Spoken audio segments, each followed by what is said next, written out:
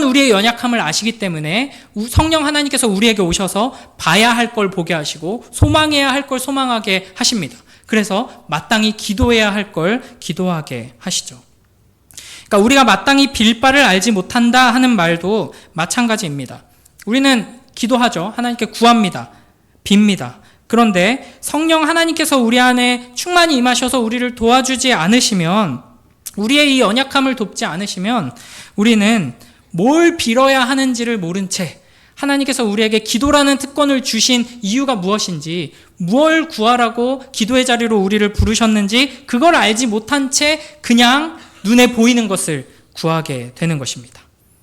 이런 것들을 구하면 안 된다는 것은 아니지만 거기에 머물러 있게 되는 것이죠. 건강하게 해주세요. 지금 이제 올해 목표를 이루게 해주세요. 우리 자녀들 시험 잘 보게 해주세요. 우리 자녀가 이걸 원하고 있는데, 우리 가정이 이걸 계획하고 있는데 이루어지게 해주세요. 이런 것들만 추구하는 것이죠. 육의 것, 썩어 없어질 것, 우리의 이 진정한 깊은 갈망을 결코 채워줄 수 없는, 결국에는 다시 우리를 목마르게 할 그것들을 구하는 데에만 이 기도라는 특권을 사용하게 되는 것입니다. 그러므로 우리가 진정으로 바르게 기도하기 위해서는 그냥 열심히 더 많이 기도하면 되는 것이 아니라 성령의 임재 안에서 성령의 능력을 힘입어서 성령의 도우심을 받아 기도해야 하는 것입니다. 그래서 보통 이제 기도회 같은 거 할 때 제일 먼저 첫 번째 기도 제목으로 주로 많이 하는 게 성령 하나님께서 이 기도를 도와주시기를 기도하죠. 굉장히 중요한 겁니다. 그러니까 우리에게는 은혜가 필요하죠. 빈손으로 하나님 앞에 선 자들, 파산한 자들에게 값없이 주시는 하나님의 그 놀라운 은혜의 선물인 성령이 우리에게 필요합니다.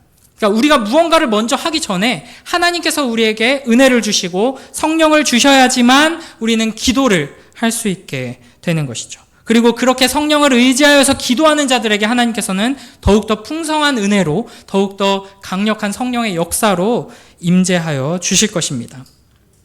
성령 충만함을 받아서 성령의 도우심 안에서 하나님께서 기뻐하시는 기도를 함께 올려드리며 하나님께서 진정으로 우리에게 주고자 예비하신 그 놀라운 은혜와 축복을 풍성히 받아 누리는 복된 우리 모두가 되길 주님의 이름으로 축복합니다. 자, 여기까지 정리하자면 성령 충만한 기도, 성령의 도우심을 받는 기도는 내 뜻대로 내 소원만 비는 기도가 아니라, 눈앞에 보이는 것만 구하는 기도가 아니라 참된 믿음 안에서 하나님께서 주시는 그 믿음의 눈이 열려서 감히 우리가 알 수도 없고 볼 수도 없는 것을 바라보고 소망하면서 그 하나님의 마음으로 하나님의 뜻을, 하나님의 나라를, 그 영원한 불변하는 가치를 위하여서 구하는 기도라고 할 수 있습니다. 그리고 사실 이것이 바로 예수님께서 우리에게 가르쳐 주신 주기도문의 핵심입니다. 또 이 성령 충만한 기도를 다른 말로 하자면 하나님의 말씀에 근거한 기도라고 할 수 있습니다. 그러니까 하나님의 말씀에 근거한 기도, 이걸 또 다른 말로 하면 복음이 중심된 기도라고 할 수도 있죠.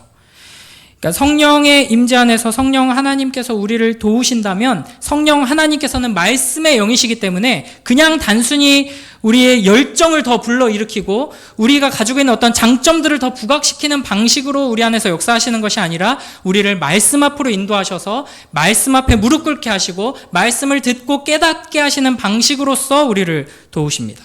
이게 굉장히 중요하죠. 그래서 잠언 28장 9절에 이렇게 말씀하십니다. 사람이 귀를 돌려 율법을 듣지 아니하면 그의 기도도 가증하니라. 아멘. 그러니까 하나님의 말씀으로부터 자기 귀를 돌려버리는 자, 하나님의 말씀을 귀 기울여 듣고 순종하지 않는 자의 기도는 어떻다고요? 가증하다라고 하십니다.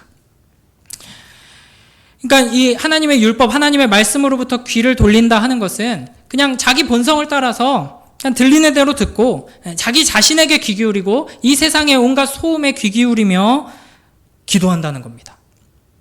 그러니까 무엇을 기도해야 할지 성령 하나님께서 말씀을 통해 우리에게 가르치시는 것에 따르지 않고 그냥 그저 내 눈앞에 있는 것들만 구하면서 기도하는 그 기도를 조금 부족한 기도, 아직 어린 기도 이렇게 표현하지 않으시고 여기서는 어떤 면에서는 이제 기도의 시작이고 출발이고 어린 기도라는 표현도 맞지만 잠언 28장 9절에서는 가증한 기도다라고 말씀하시는 것입니다.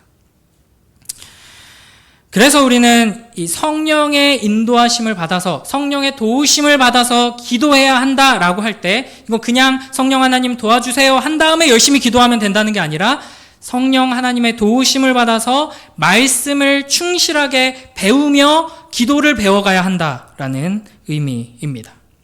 그러니까 물론 이제 여기 계신 대부분의 우리 성도님들은 저보다 훨씬 기도를 잘하실 거라고 저는 확신에 마지 않습니다. 그럼에도 불구하고 우리는 계속해서 기도를 배워가야 합니다. 제가 여러분보다 조금 더 나은 것은 말씀을 여러분보다 아마 조금 더 알아요. 이게 교만이 아니라 그거 모르면 큰일 나죠. 제가 이제 여러분의 성경을 가르쳐야 되는 목사인데 그런 점에서는 이제 제가 기도를 조금 더 이제 잘하고 이제 가르칠 수 있는 위치에 있다고 할 수 있는데 우리 모두가 다 하나님의 말씀은 이제 뭐 한 1년 뭐 과정 지났다고 해서 다 배우는 게 아니거든요. 평생 배워가야 하고 심지어는 영원한 하나님 나라에 가서도 우리의 가장 큰 기쁨은 하나님을 알아가는 기쁨일 겁니다. 그래서 이 말씀을 배우는 기쁨은 영원히 빼앗기지 않을 거예요. 이 말씀을 배우는 기쁨 안에서 하나님을 더욱 알아가며 우리의 기도는 계속해서 자라가야 하는 것이죠. 그래서 이 그리스도인의 기도는 이런 거 도와주세요. 이런 거 해결해 주세요. 막 우리가 소원하는 거 이루어지게 해 주세요. 이런 기도에서부터 출발하기도 하고 또 성숙한 그리스도인의 기도 안에도 이런 내용들이 당연히 있어야 마땅합니다. 이거는 1단계고 성숙한 그리스도인이 되면은 뭐 해 주세요. 뭐가 필요합니다. 이런 기도 안 하는 게 절대 아니죠. 그러나 성령의 도우심을 받는 하나님의 말씀을 따르는 기도에는 놀라운 능력이 나타납니다. 우리의 본성을 따라서는 결코 구할 수 없는 것을 구하게 되는 것이죠. 기도하고 나서 이제 후회하는 시간들이 찾아오는 겁니다. 내가 왜 그런 기도를 했지? 근데 하나님께서는 그 기도를 하게 하세요. 그때 잠깐 은혜 받아서 하나님 용서하게 해주세요. 하나님 더 헌신하게 해주세요. 하나님 더 사랑하게 해주세요. 예수님처럼 나도 나 자신을 내어주는 사랑으로 나아가게 해주세요. 이렇게 기도해놓고 나중에 후회할지언정 하나님께서는 그 귀한 기도 내가 다 들었다 하고 그 기도를 통해 우리를 끌고 가시는 것입니다. 하나님의 말씀을 따라 십자가의 영광을 우리의 삶으로 나타내기를 하나님의 그 사랑을 자기 아들까지 내어주시는 그 사랑을 닮아가기를 예수님처럼 사랑하기에 다 희생하며 나 자신을 내어주는 그 사랑과 용서로 살아가게 해 주옵소서라고 기도하며 자라나는 복된 우리 모두가 되길 주님의 이름으로 축복합니다. 이렇게 하고 이제 마무리를 하면은 기도를 바르게 하려면 성령의 도우심 받아야 하고 말씀 배워야 하고 기도 그냥 평소 하던 대로 하면 안 된다는 거잖아. 본성을 따라서 난 기도했던 것 같은데 이렇게 이제 되면 이제 기도가 더 어려워지고 이제 이게 수요기도 설교를 들으니까 이제 내일 특세는 잠시 쉬어야겠다. 아직 나는 기도할 때가 아니다. 이렇게 될 위험이 있어요. 그러나 우리가 성령 하나님의 도우심을 받아 예수 그리스도의 이름으로 기도할 때 전능하신 만군의 주 여호와 하나님께서는 아버지로서 그 기도를 들으십니다. 네 기도가 얼마나 말씀에 합당한지 말씀을 기준으로 채점해서 60점 이하는 난 안 듣겠다. 이렇게 하지 않으시고 아주 어리고 미숙한 아이가 자기가 필요한 거 원하는 게 있어서 그리고 아버지가 너무 사랑스러워서 좋아서 와서 쫑알쫑알 이야기하는 것을 귀 기울여 들으시는 마음으로 그런 태도로 우리의 기도에 귀 기울이십니다. 그래서 예수님께서 하나님을 아빠 아버지라고 부르셨죠. 그리고 주기도문을 통해 우리에게 이렇게 기도해라 라고 가르치시면서 제일 먼저 가르치신 것이 하늘에 계신 우리 아버지여 아빠라고 부르면서 기도해라 라고 가르치셨습니다. 로마서 8장 15절에서는 이렇게 말씀하십니다. 너희는 다시 무서워하는 종의 영을 받지 아니하고 양자의 영을 받았으므로 우리가 아빠 아버지라고 부르짖느니라. 아멘. 갈라디아서 4장 6절에서는 이렇게 말씀하십니다. 너희가 아들이므로 하나님이 그 아들의 영을 우리 마음 가운데 보내사 아빠 아버지라 부르게 하셨느니라. 아멘. 이 두 본문에서 공통점은 부르게 하셨다, 부르게 되었다라는 것입니다. 우리는 본래 하나님의 자녀가 아니었죠. 우리는 본래 사랑스러운 존재가 전혀 아니었습니다.